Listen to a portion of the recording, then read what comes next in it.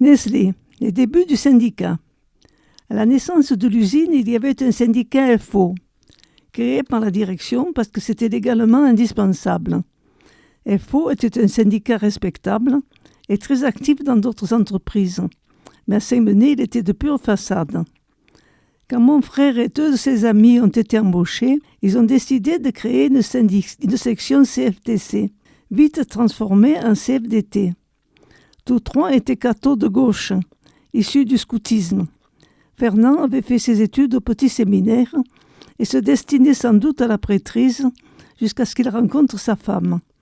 Le scoutisme les avait préparés à s'intéresser à l'organisation de la société. Ils ont vite été rejoints par une section CGT, dirigée par un homme qui devait sortir, lui, des jeunesses communistes. Tous les quatre étaient des gens d'une droiture absolue. Moi, je croyais que tout le monde dans les syndicats était comme ça. Mais il y en avait beaucoup, en fait. Face à eux, notre premier directeur. Il avait été un grand directeur, disaient les anciens. Mais avec le temps, il était devenu obsédé sexuel. Organisait des orgies dans les caves de l'usine, disait-on. Mais je n'ai pas vérifié. Il avait une maîtresse avec qui il menait grand train, mais surtout mélangeait un peu ses comptes avec ceux de l'entreprise. Il y avait une omerta totale autour de cela. Un chef de bureau tout-puissant trônait au centre de l'étage. Les salaires étaient des plus fantaisistes et tout le monde se taisait. Mon frère, qui faisait aussi un travail social avec un policier, s'est aperçu que ce monsieur avait essayé de le faire ficher comme personnage dangereux. Finalement, les trous dans les comptes ont dû apparaître et le directeur a été déplacé. Je ne sais pas s'il a eu un parachute doré. Ça ne m'étonnerait pas autrement. Mais d'honnêtes employés ont payé pour avoir été trop discrets. Bien sûr, ce monde-là représentait le mal absolu. Les directeurs que nous avons eus par la suite étaient des gens normaux, qui appliquaient la loi. Les temps avaient changé. La direction générale avait compris que de toute façon, ils auraient toujours des syndicats en face d'eux, qu'il fallait faire avec, et que c'était plus économique de ne pas avoir de procès sur le dos. Fernand était si bon juriste que le directeur préférait lui demander de le prévenir si quelque chose ne lui paraissait pas tout à fait dans la norme ou dangereux. Cela ne veut pas dire qu'il n'y avait rien à faire. Tout était à faire au contraire. Mais on sortait d'un monde totalement opaque pour un autre monde avec des règles, où on pouvait au moins travailler, établir des échelles de salaire, veiller à la sécurité, avoir le droit de parler, même si on n'était pas écouté et compris. Il y a toujours des gens qui pensent que c'était bien mieux avant, que tout le mal de maintenant vient de mai 68. Tout. Les enfants qui sont mal élevés, le chômage, les roms, les voleurs, les illettrés, la glace qu'ils font. Moi, je n'ai jamais été dans les dirigeants. Je n'ai jamais rien compris aux subtilités de la politique. Je voulais seulement un monde où les gens ne se tuent pas pour des raisons qui me paraissent parfaitement farfelues, comme d'avoir un dieu barbu, ou pas de dieu du tout, ou d'être blanc, noir, vert. Mais il paraît que c'est très important. Il doit me manquer quelque chose.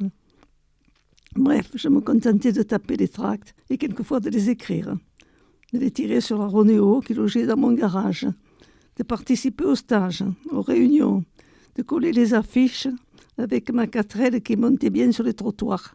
J'ai été délégué du personnel, délégué du comité d'entreprise. J'ai préparé les fêtes de Noël, acheté des livres pour la bibliothèque. Nous disposions d'une certaine somme pour les fêtes et respections scrupuleusement le contrat. S'il restait des bouteilles, on les rendait, et l'argent servait pour la fois suivante. Pas un centime n'était perdu.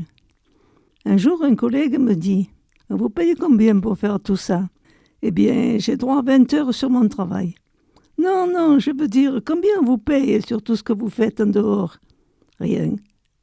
Je ne vous croirai jamais.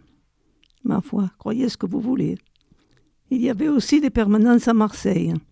Une fois, nous avons reçu un homme qui arrivait d'Algérie. Il avait tout perdu et avait besoin de réconfort. Nous étions contre cette guerre, et je crains que nous ne l'ayons guère aidé. Le temps passant, Maurice est reparti au CNRS. Il a contribué à la construction des fusées et a continué son action ailleurs. Roland est parti à Abidjan.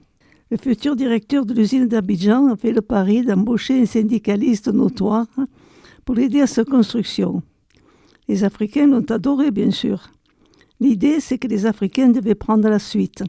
Mais je ne sais pas ce qui s'est fait finalement. Heureusement, Fernand est resté.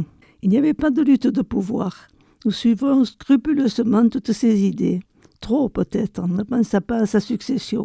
Il est mort à 86 ans en jouant aux cartes, laissant sa femme inconsolable. Une mort que je lui envie, après une vie totalement bien remplie, au service de la communauté et de sa famille. J'ai été déléguée de l'alimentation, à Paris aussi, pendant une année. Je partais le vendredi soir, directement du travail, prenais le train de nuit, la douche, le petit déjeuner à la gare, puis réunion toute la journée. Je me souviens très vaguement avoir défendu la cause des femmes devant le grand Manitou du moment, ce qui me semblait assez irréel. Puis je prenais le train pour Dieppe où j'allais voir mon frère Roland et sa femme, revenus d'Abidjan. Passer le dimanche avec eux et le lundi matin à 7h, j'étais assez menée au travail. Sauf la fois, je n'ai pas retrouvé la voiture au parking où je l'avais laissée. À la police, le fonctionnaire goguenard me dit « Vous êtes la 27e ». Finalement, ils m'ont rappelé quelques jours plus tard. Elle était dans un endroit interdit, un peu cassé, mais bien là, et je l'ai récupérée.